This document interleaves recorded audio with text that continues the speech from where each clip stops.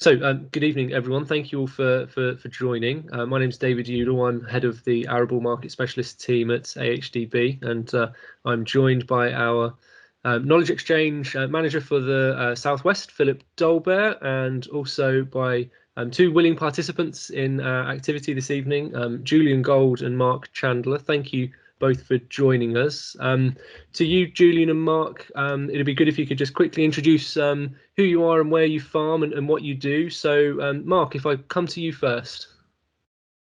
Yeah, thanks, David. So I'm Mark Chandler. We're the Petworth Monitor Farm down in West Sussex, just off the south coast. We're arable farmers. We farm about 3,200 acres of combinable crops. That's split between about 50-50 of our own tenanted land, and the rest is made up of 6 separate farm businesses run on contract farming agreements. We store and market all the grain for ourselves and our contract farming customers, so we do everything in-house. And we've had a pretty awful 2020. So in terms of my experience with regards last year's marketing, I didn't have a lot to sell, which has given us a few things to think about, but it's an interesting discussion. So that's kind of where we are. Thanks, Mark. Julian, do you want to quickly introduce yourself and your farm? Yes, hi, I'm Julian Gold, farm manager on the Hendred estate in South Oxfordshire. We've got about 750 hectares owned and rented, and we grow the whole range of combinable crops on a nice wide 6-year rotation. Relatively good yield potential, low rainfall area, so spring cropping is fraught with risk, but winter crops normally do very well. Great, thanks, Julian. Philip, can I come to you first? Do you want to sort of kick off the discussion and bring a few thoughts to the table? Yeah, Julian, I know you spend a fair bit of time with working out cost of production using Farm Bench in particular, as well as your home figures. How do you use those figures to plan a marketing strategy for your harvest? Well, I've got a pretty simple marketing strategy, really. I need to know roughly how much my crops have cost me to produce, and then if I can sell them for more than that, I've made a profit. So at the start of the season, which typically be about 12 months in advance of a harvest, I'd start selling. I'll work out my theoretical cost of production using previous year's costs and using rolling average 5-year yields, which gives me a fairly accurate cost of production, because I find that your rolling average 5-year yields are normally pretty consistent, other than in the odd funny year like this last year. And that gives me a starting point, really, and I'll usually start selling when I can see a decent profit. That's a line in the sand, and then sell through the spring. Probably sold about 50 or 60% usually by harvest time.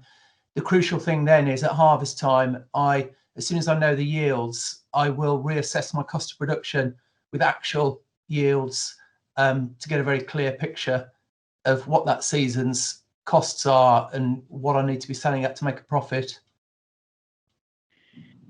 Okay, Mark, how does that compare with your normal, and I say normal with emphasis, strategy? Yeah, no, it's very similar. I mean, if you don't know those figures, you're guessing, aren't you? You don't know what you've sold or why you've sold it. So we do the same thing. We have a 5-year rolling average. The one thing we don't do, or we haven't done until this year, is we never sell anything until we've got it in the ground. Because in terms of my appetite for risk, that for me is too risky. So as soon as we've got it out of the drill and in the field, then I'll start selling. And if we can see a figure, and our cost of production is based on, again, on our farm bench figures, but also having had a fairly comprehensive labour and machinery review of the business, we know what it costs us to grow that, and we have to average it because it's different for various crops. But it also includes a figure for things like my time, for instance. So it's a true cost of production, and it's quite high. But it includes grain storage, it includes drying, it includes all the little bits.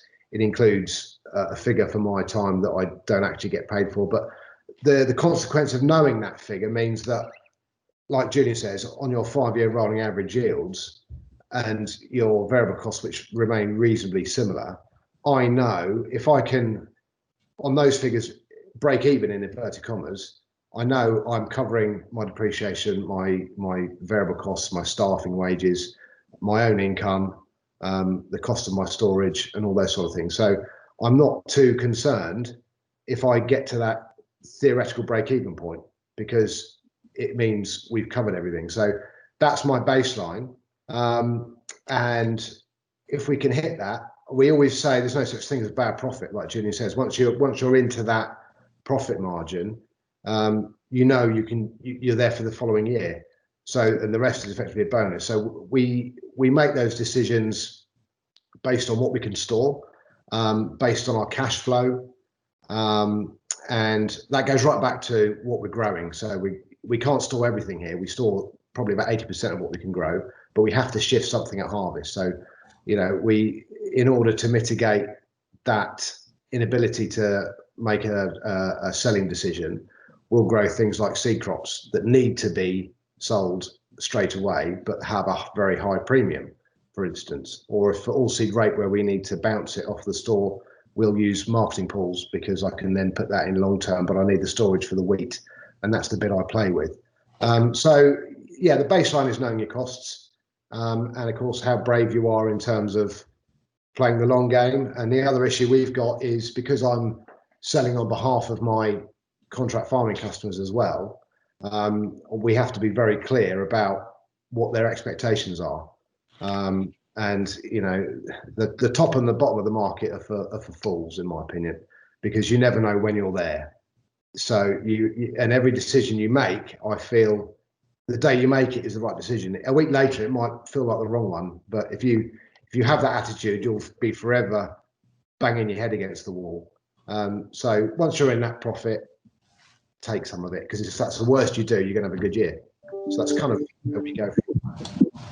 So Mark, where does that put you instead for, say, harvest 21 and sort of NOV 21? Because at the moment NOV 21 futures have been trading sort of in the low 150s, so we're kind of scraping high 140s sort of off the farm in probably in the area where you are for sort of NOV next year.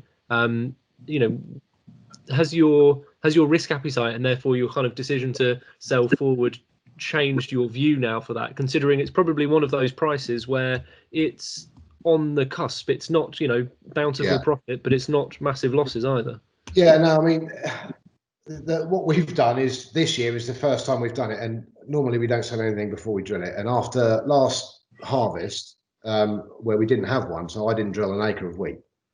So if I'd have pre-sold before we drilled it, I'd have been in a fair amount of trouble. So I felt vindicated in that level of risk and reward.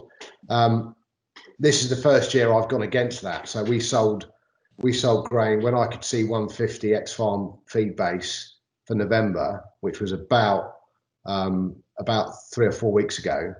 I took it because I thought, our attitude was, there's going to be a lot of wheat in the ground.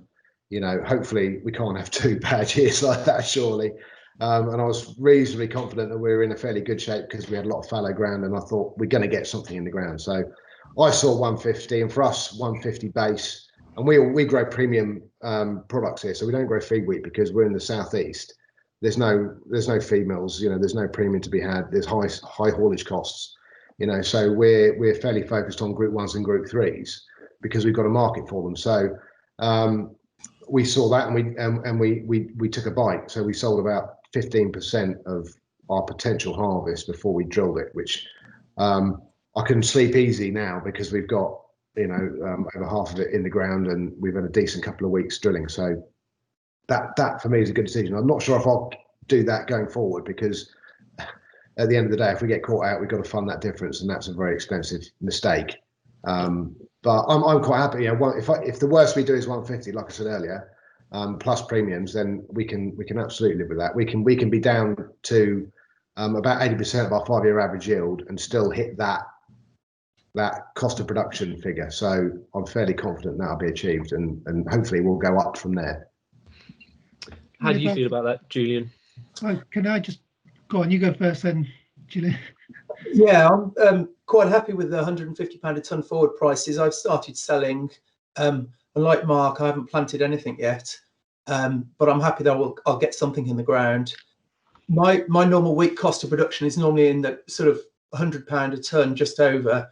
This year, with the lower yields, it's more like £130 a tonne, but it's never more than £150 a tonne. So as a line in the sand, that's worth selling into. Yeah, I agree with that. Julian, if I could just take you back to a comment that Mark made about storage and the impact that has on his cropping rotation and decisions. You made some changes, I know, at Hendred there in grain storage facilities. What difference is that having in terms of your farming strategy? Yeah, it's, apart from the cost, it's given me sleepless nights. It will help quite a lot on a few aspects of the farm. Traditionally, my grain storage is the tail that's wagged the dog. I basically could cope with about 3 big heaps, and that was it. So my cropping had to be very simple. This year, as similar to everybody else, I got left in a bit of a muddle this spring. So we had spring wheat, spring oats, lots of different crops, which historically I wasn't able to handle. But with the new grain store, I can segregate more and cope with smaller quantities of different crops. So it means that the storage isn't the tail wagging the dog. I can be more flexible in my cropping decisions, knowing that I can put it somewhere in a shed. Also, it means I can store crops for longer. My marketing period, usually, I like to try and be pretty emptied out by February, March, because my old stores aren't up to long holding. My new store's got much better underfloor ventilation. Quality store, basically. So I'm confident that I can run things right through to the following harvest. We lost a little bit in the middle there, Julian, but I think we got the gist of it. Okay. So roughly, just out of interest then, from when you first start selling grain to when the last goes out the door, so to speak, what sort of period could we be covering there? Would it be full 2 years, or even 2.5 years, or? Well, it could potentially be more than 2 years now. Historically, I haven't been able to store my whole harvest, and winter barley and winter oilseed rape have to go off the farm at harvest. Now I can comfortably store my whole harvest, or by selling some at harvest time, it means I can store through to the following harvest if I need to, some commodities. And I think that potentially could be important if there's volatility between seasons in future, if we go from an export situation to an import situation or vice versa post-Brexit.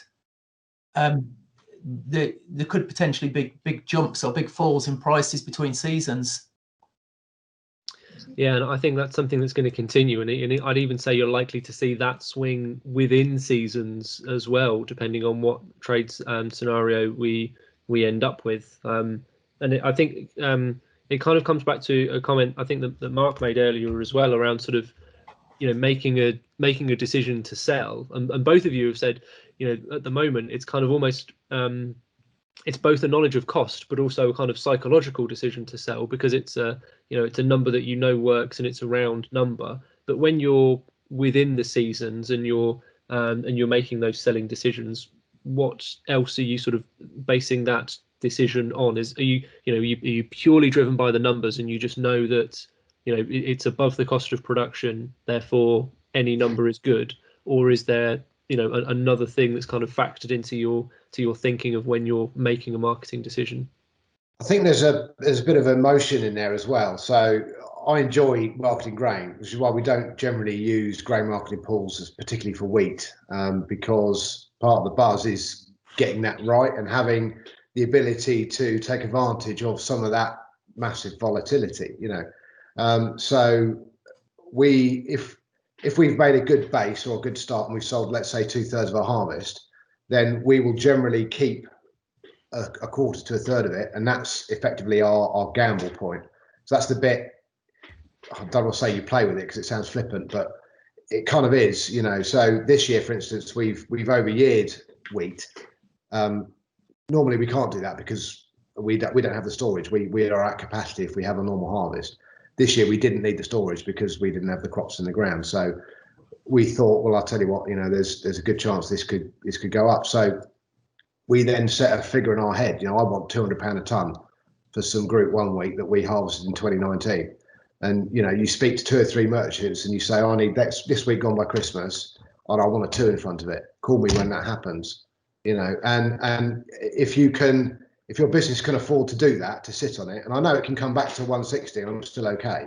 You know, I haven't lost anything. Yes, it's been in the shed for a year. And as long as you've got the cash flow to cope with that, that's great. And that goes back to business resilience and all that sort of thing. So if you're in that position and you have the storage and you have the cash flow, then you can take that little chunk, that top, you know, 10, 15% of your harvest, and try and set those kind of high benchmarks.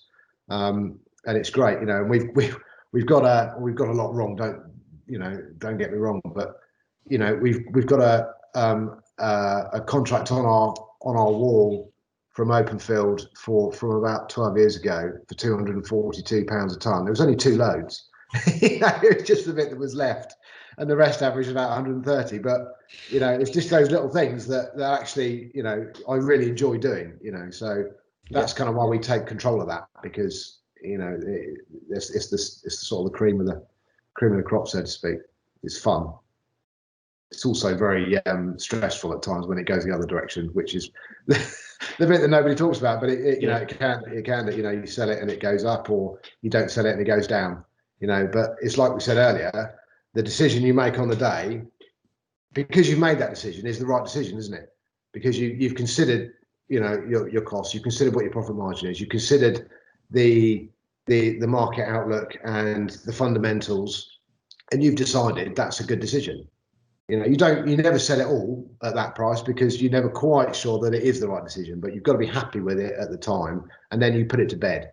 You know, once we finish selling, I don't even bother looking at grain markets, because there's no point in looking at an empty grain store and then seeing the price go up, because that just makes you feel bad. You know, once you're done, accept it, move on, look at next year. You're both making it sound almost quite flippant, but clearly there's a very serious side to all this, and you know your figures, you know your attitude to risk, you make your strategies, and I think while there are the occasional very happy upsides, you clearly between you minimise the downsides, which I think is the key long term in terms of resilience to grain marketing strategies. Yeah, and I think you know what, the selling the grain bit, I mean, we never know if we're doing the right thing because we don't truly understand, you know, what we're being told. The market reports you read, sometimes you know, they're hard to believe, some of the facts that come out. But actually, it kind of goes right back to what you're growing. You know, so we talk about how we sell grain, but it's what you're selling that gives you a bit more power. You know, for us, like I say, we're in the southeast. You know, we're growing Group 3s for a miller in Spain, Villamayor, who want good Group 3 wheats to make pizza dough. You know, so we grow that, and all of a sudden it puts you in a much stronger position to then go back to the merchant and say, I will grow Firefly, you know, 500 acres of it for you. I will get the spec. You know, and then you can start making offers rather than be price takers. And it's only, you know, you're only talking £2-3 a tonne, you know, bargaining power, because at the end of the day we're price takers generally. But if you have got something they want and you're growing it for an end market, you know, the worst thing we can do is just chuck stuff in the ground with no idea of where it's going to go. You know, everything we try and grow, we either grow on well, pretty much all on a contract, be it seed, be it Group 1s, be it Group 3s. And that goes for the other commodities, for oats, for beans, you know, also grape. Not that we've got any of that this year. We bailed out of that job, unfortunately. You know, so it's multifaceted, isn't it? It's varietal choice, it's grain storage, it's attitude to risk. It's all those things that come together to, you know, to help you to implement a good marketing strategy. It's not all about when you pick up the phone and when you say sell. Julian, how much do you grow into bespoke markets like Mark's been describing? Yeah, we're always trying to find a home for things before we plant them. A lot of my malting barley goes to Molson Coors on a contract. A lot of our Group 4 hard wheat goes to local home in Andover. So I've always got one eye on where it's going. Obviously, if you can sell locally, the haulage cost is lower. Yeah, so trying to sort of sell things locally and into known homes where we can. but not very often on specific price contracts other than the Molson Coors, which has complicated pricing structures. But basically sowing and selling knowing the home, but not necessarily setting a contracted price beforehand. The big issue we've had is, for us in our part of the world, we've lost Rank Hovis at Southampton. So our major mill is gone, which is a big problem for us. So, all of my neighbours and in our county, we all grew Group 1s. They all went to Southampton, they all went to Rank Hovis. We had very low storage, bills, and now we're relying on the ports at Shoreham to take Group 1s around the East Coast up to Scotland.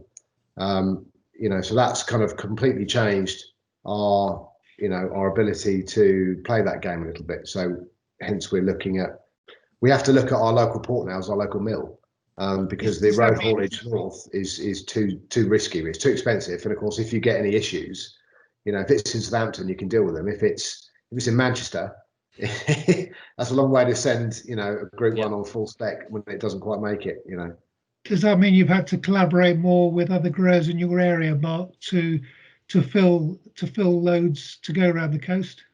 Well, it's more so relying on our local merchants. So we use Bartholomew's Agri-Food at Chichester, who have built these relationships with a miller in Scotland and a Group 3 user in Spain, and they have the facility at Shoreham to transport that. And because they can guarantee, well, not guarantee, but because they can assure these people that, and actually the miller in Scotland would rather see a boat than a lorry, because the consistency of a Group 1 wheat in a boat is much better for a miller than 100 lorries of different spec.